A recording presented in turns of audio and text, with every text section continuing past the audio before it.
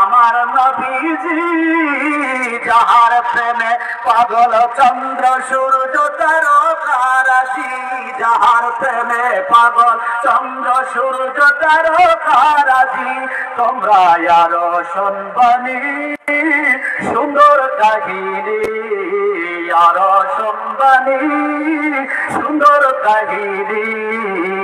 জান্নাতের রুমে রুমে লেখা নবীর নাম, বলো না জান্নাতের রুমে রুমে লেখা নবীর নাম। উস্তুনে হান্নানা একটা খেজুর গাছের নাম, যাকে ধরে খুতবা দিতেন রাসূল আকরাম। বলুন যাকে ধরে খুতবা দিতেন রাসূল আকরাম। গাছটি নবীর বিরোধে কাঁপিতে রহে, গাছটি বলো না গাছটি নবীর বিরহে কাঁদিতে রহে। হতবাক হইলেন দেখে সাহাবায়ে কেরাম, বলো না হতবাক হইলেন দেখে সাহাবায়ে কেরাম।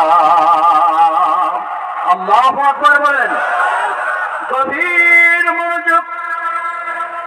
ঐতিহ্যবাহী চুয়াডাঙ্গা জেলার আমার জিন্দা ইমানদার প্রাণপ্রিয় মুসলমান ভাইয়েরা, পর্দার মা বোনেরা,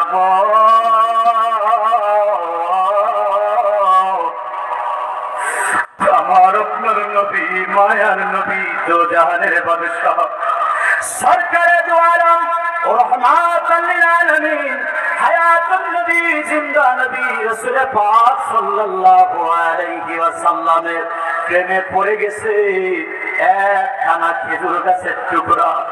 এই টুকরার নাম হলো উস্তুনে হান্নানা। উস্তুনে হান্নানা কে ছিল? একটা খেজুর গাছের কাটা টুকরো, নির্জীব একটা মরা কাষ্ঠখণ্ড। এই খেজুর গাছের টুকরার ইতিহাস আমার নবীজি যখন মক্কা থেকে মদিনায় হিজরত করলেন, মক্কাতুল মুকাররমা থেকে আমার আপনার নবী যখন মদিনাতুল মুনাওয়ারাতে হিজরত করলেন, মদিনা নগরে যাওয়ার পর আমার নবী এই মদিনার শহরে সোনার মদিনায় একখানা মসজিদ নির্মাণ করলেন। ওই মসজিদের নাম হলো মসজিদে নববী। এই মসজিদে নববীর মধ্যে আমার আপনার নবী মায়ার নবী সাইয়্যিদুল মুরসালিন যে মেম্বার খানা তৈরি করলেন, এই মেম্বারটা ছিল একটা খেজুর গাছের টুকরা।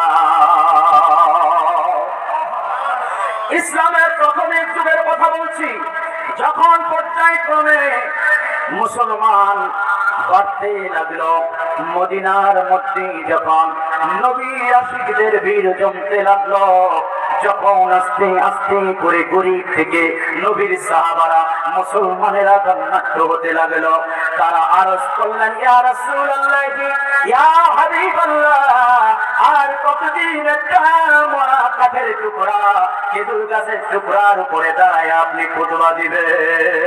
আমরা আপনার জন্য একখানা মিম্বার তৈরি করে দেই। জোরে কন্যা সুবহানাল্লাহ। সাহাবীদেরকে নবী বললেন ঠিক আছে, তোমরা কেন নতুন মেম্বার বানাতে চাও? মসজিদে নববীর মধ্যে একখানা নতুন মেম্বার তৈরি করা হলো। পরের জুমাতে আমার নবী যখন নতুন মেম্বারের উপরে উঠেছেন, খুতবা দান করেছেন, আর ওই পুরাতন মেম্বার ওটাকে সরিয়ে মসজিদের এক কোণে রেখে দেওয়া হয়েছে। মসজিদের এক কোণে রেখে দেওয়া হয়েছে। মসজিদের মধ্যে আমার নবীজির খুতবা পাঠ করার সময় নবীজি যখন খুতবা পাঠ করতেছিলেন, ওই খুতবা পাঠের সময় মসজিদের ভিতর থেকে মানুষের মতো কান্নার আওয়াজ সাহাবীদের কানের মধ্যে ভেসে আসতেছে। জোরে বলুন মারহাবা ইয়া মারহাবা ইয়া মারহাবা রহমাতাল লিল আলামিন মারহাবা মারহাবা ইয়া মারহাবা ইয়া মারহাবা রাহমাতাল লিল আলামিন মারহাবা। গভীর মনোযোগ আমার ভাইরা।